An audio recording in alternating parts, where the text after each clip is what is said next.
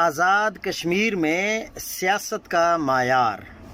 Peoples party اور نون league مل کر وزیر اعظم آزاد کشمیر انوار الحق کے خلاف تحریک عدم اعتماد لائیں گے۔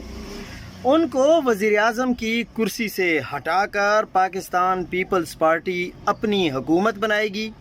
نون لیگ حکومت میں شامل نہیں ہوگی، بلکہ نون لیگ پیپلز پارٹی کے خلاف اپوزیشن میں بیٹھے گی۔